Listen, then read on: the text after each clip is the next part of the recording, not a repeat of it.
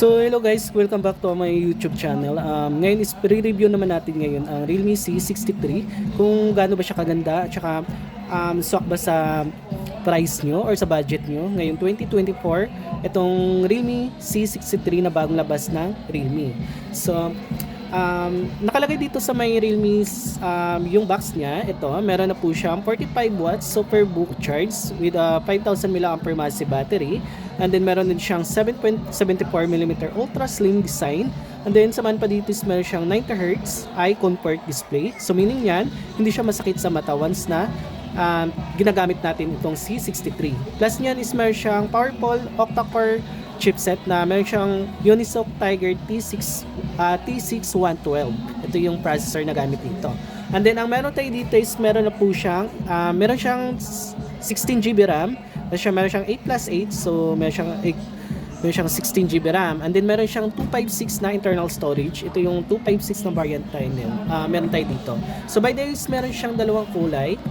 So ito yung premium vegan leather nila na itong kulay blue. Ito yun, kulay blue to. Tapos yung isang kulay naman nito is meron po siyang jade green. So ito yung isang kulay niya is hindi po siya hindi siya naka vegan leather, yung likod nito is naka lang siya, glossy type yung design ng Realme C63 na kulay green. Ayan. So ang maganda naman dito is meron siyang 6.74 size ng screen. Ito, 6.74 yung pinaka size ng screen nito, plus 90Hz yung screen refresh rate nito. Kaya tama-tama to, lalo na sa ngayong 2024 is 90Hz, hindi na siya gumamit ng 60Hz. Ayan, mabilis naman siya, responsive yung screen niya. Ayan, napakabilis niya, wala siyang lag, wala akong nakitang lag dito. Tsaka mag-open ng maraming application. Okay naman yung pag-load niya ng mga application niya, is mabilis din naman siya. Ayan, dahil sa pinaka-RAM niya is meron siyang 16GB RAM. So by the way, kung gamer kayo, so meron na pala tong game space. So itong game space na to is ito yung pwedeng magmamanage ng game settings nyo. Ayan.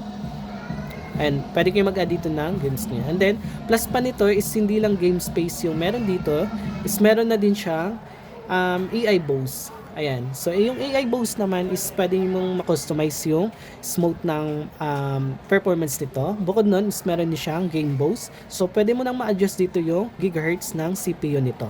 Ayan. Tapos, ayan, kompleto din naman siya. Ayan, ito yung about phone niya. So, version ng ginamit dito na Android is meron na po siyang Android 14. So, Android 14 na din tong Realme C63. So, maganda na pala to kasi ito yung pinakabagong Android ngayon is Android 14. So inside the box, Android 14 na agad siya. Expandable pala tong internal storage nito up to 2 tera. So 2 terabyte yung pwede natin ma-expand dito sa ating Realme C63. Sorry guys, ayan, C63.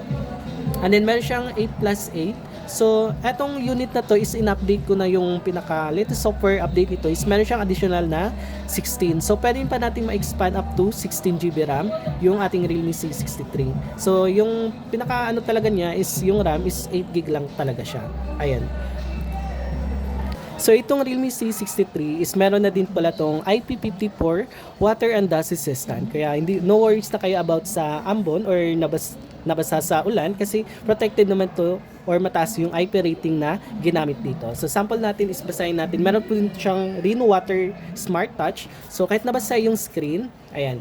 Kahit nabasa yung screen nito, is matatouch pa rin natin siya or magagamit pa rin natin. Meron kasing ibang unit na once na nabasa lang yung screen niya, hindi na agad siya natatouch or nag-ghost touch na agad yung unit na ginagamit nila. Ayan. So ito basta yung screen niya, ayan. So, kita nyo naman na responsive at saka napaka-smooth yung experience niya dito. Ayan. So, hindi siya nag-ghost touch kahit nabasa yung screen niya dahil sa kanyang Rainwater Smart Touch. So, other features nito, makikita natin dito yung special features niya. So, meron tayong nakikita dito na mini capsule. So, itong mini capsule is supported. Hindi naman siya bago sa Realme kasi meron na to is yung previous na Realme na nilabas nila is yung Realme C55 na nagkaroon ng mini capsule. So, itong Realme C63 is supported din tayo for mini capsule niya like battery status, music, plus event, and then weather type, data usage, tsaka step notification. So, paano ba gamitin itong sa music?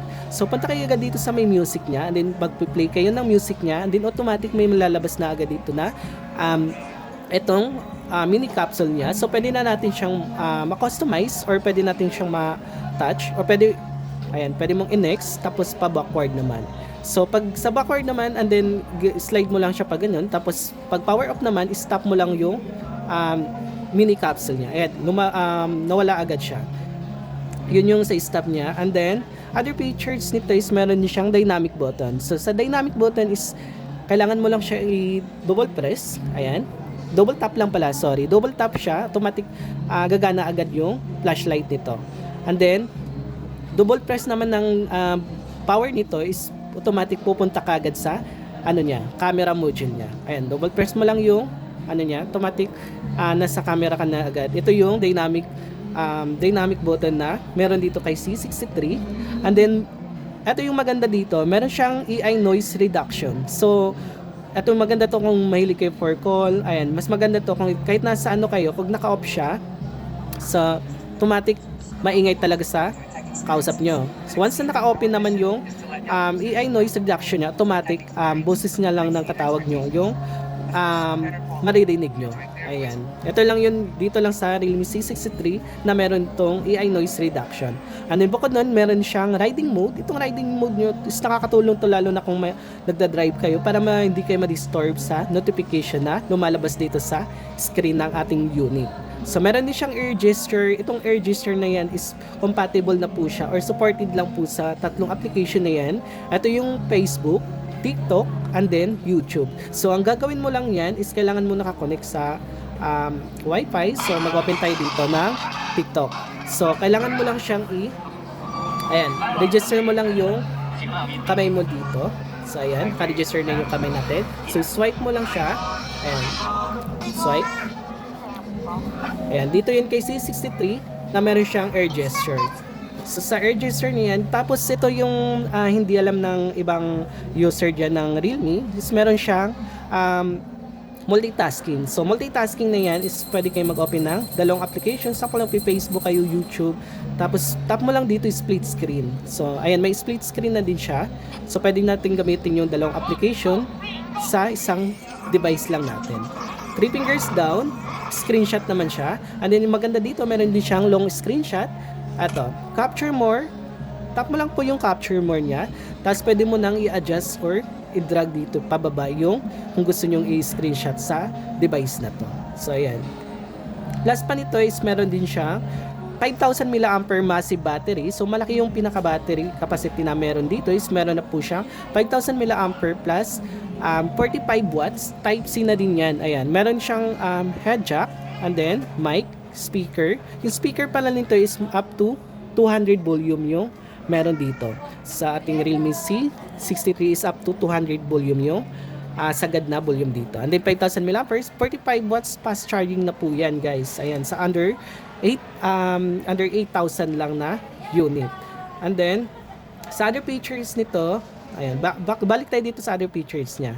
So, bukod sa air gesture, meron din siyang apps lock. So, yung apps lock na yan is pwede mong gamitin sa mga private na application na gusto nyo. And then, meron din siyang hide apps. And then, private safe. Ayan, other features yan. And then, bukod nun, marami na po siyang, pwede mong i-uninstall dito yung mga pre-installed na mga application. Ayan, mabilis lang magbura ng mga application, guys. Long press mo lang po siya and then uninstall. Ayan, ganun lang siya kadali magbura ng third application dito kay C63. So, nabanggit ko kanina, guys, is meron siyang 6.74 display nitong unit na to is supported pala to. Meron siyang 720p yung pinaka resolution ng unit nito. So tatry natin yung videos nito. Ayan, sa pinaka niya sa display. So ito yung sample ng display na meron na makukuha natin dito kay C63.